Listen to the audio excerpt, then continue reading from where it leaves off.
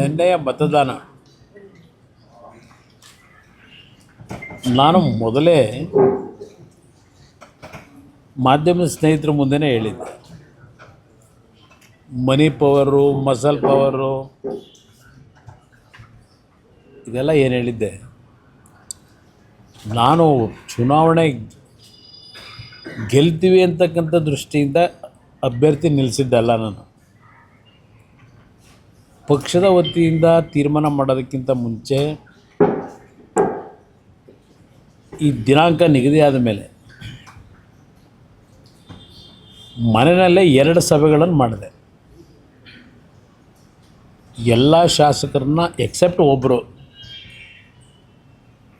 ಈ ಜಿಲ್ಲೆಯವ್ರನ್ನ ಬಿಟ್ಟು, ಕೆಲವರು ಆಗಲೇ ಸುಮಾರು 1-1.5 ವರ್ಷದಿಂದನೇ ಕಾಲು ಹೊರಗಿಟ್ಬಿಟ್ಟವ್ರು. 2 ಕಾಲನ್ನು, 1 ಕಾಲಲ್ಲ 2 ಕಾಲು ಇಟ್ಕೊಂಡವ್ರೆ. ಅವ್ರಿಗೆ ಬೇಕಾದಂಥ ಸಂದರ್ಭದಲ್ಲಿ ಹೇಳಿಕೆಗಳು ಕೊಟ್ಕೊಂಡು ಬಂದಿದ್ದಾರೆ.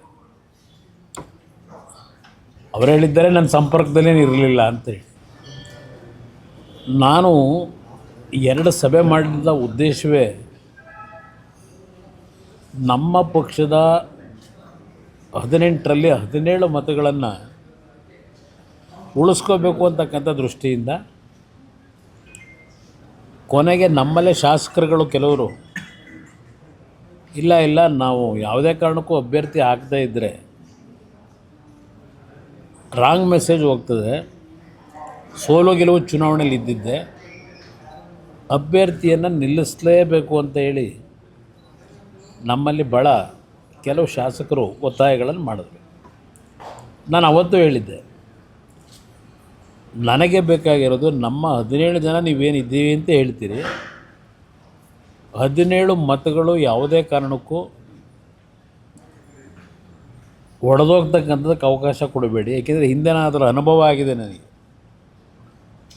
ಆ ಹಿನ್ನೆಲೆಯಲ್ಲೇ ಹೇಳಿದಾಗ ಇಲ್ಲ ನಮಗೆ ಪರೀಕ್ಷೆ ಮಾಡಬೇಕು, ನಿಜಕ್ಕೂ ಯಾರ್ಯಾರು ಯಾವ ರೀತಿ ಇದ್ದಾರೆ, ಈ ಪಕ್ಷದ ಬಗ್ಗೆ ಗೌರವ ಇಟ್ಟವರು ಯಾರಿದ್ದಾರೆ, ಹಿತಶತ್ರುಗಳು ಯಾರಿದ್ದಾರೆ, ಇದು ಪರೀಕ್ಷೆ ಆಗಬೇಕು ಅಂದರೆ ನೀವು ಅಭ್ಯರ್ಥಿ ಹಾಕಲೇಬೇಕು ಅಂತಕ್ಕಂಥದ್ದು ನನ್ನ ಮೇಲೆ ಒತ್ತಡ ತಂದಂಥದ್ದು. ಆ 2 ಸಭೆ ಮಾಡಿದಾಗ ಅದರ ಮೇಲೆ ತೀರ್ಮಾನ ಮಾಡೋದು ಅಭ್ಯರ್ಥಿ ನಿಲ್ಲಿಸಬೇಕು ಅಂತ ಹೇಳಿ.